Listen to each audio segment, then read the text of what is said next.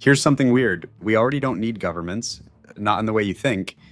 And the crazy part, you're probably using alternatives right now. Let me show you what I mean. Governments are failing. Let's just say it. They can't run fast enough. They can't adapt. They're fighting yesterday's battles, a new technology. By the time governments regulate it, it's already everywhere. Artificial intelligence, cryptocurrency, social media, gene editing, all of it moved faster than government could react. And here's the thing, people noticed. They stopped waiting for permission. They started building solutions themselves.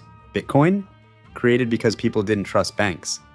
Wikipedia, created because governments and corporations controlled information. Uber, created because taxi regulations were broken. People looked at the system and went, no, we're doing this differently. That's the real story. It's not about governments disappearing. It's about people already choosing other systems, because I'm about to show you something that will completely change how you see the future. There's a group of countries right now experimenting with something that sounds like science fiction, but it's happening. And when I tell you what it is, you'll realize governments might already be obsolete. They just don't know it yet.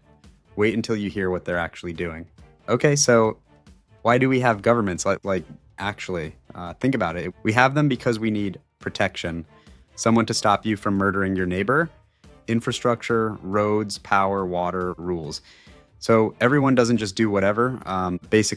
Governments solve coordination problems. When millions of people need to work together, you need a system. You need someone making decisions, setting rules, enforcing them. That made sense for 5,000 years of human history, because coordination was hard. You needed a physical person with authority telling people what to do. But then something changed. Technology. Suddenly coordination got easier. Not because of governments, despite them. Here's the wild part that nobody's talking about. We're not losing governments. We're creating new systems that do what governments do, but better and faster. And without all the corruption and bureaucracy. Take justice, for example. Governments say you need courts, judges, lawyers. It takes years. But blockchain is creating alternatives. Smart contracts that execute automatically. No judge needed, no corruption. Is it perfect? No, but it's faster than government. Take currency. Governments controlled money. They printed it. They decided its value. But Bitcoin, Ethereum, they created currencies nobody can manipulate. No government needed. No inflation because some politician made a bad decision. Take identity. Governments give you passports, driver's licenses, birth certificates.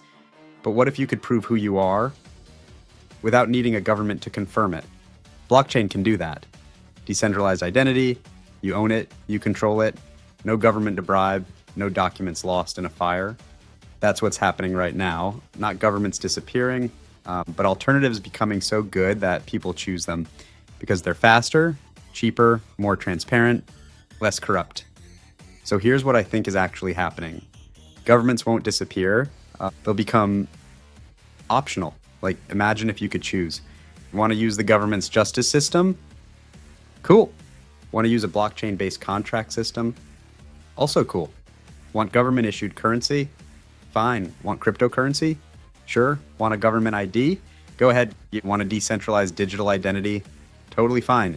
You'd choose it when it made sense. And governments would have to actually compete, actually serve people, actually work. Because if they didn't, people would just use something else. That's the future, not the end of government, but the end of governments as monopolies.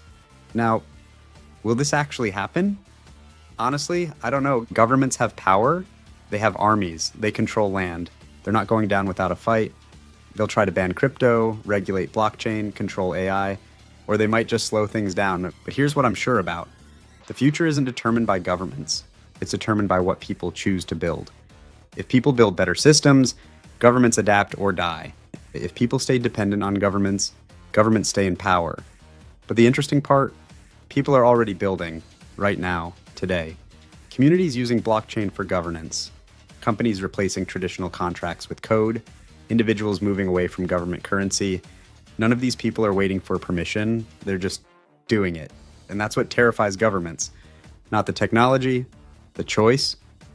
So, will we still need governments in the future? Maybe, but not the way we think. Not as the only option, not as something we're forced into, but as one option among many. And honestly, That's way more interesting than a future without government, because that's a future where governments actually have to earn your trust. That's a future where you have power, not permission, power. And that changes everything. If you want to understand what's already happening with decentralized governance and blockchain alternatives, subscribe, because this isn't future speculation. This is happening right now, and most people have no idea.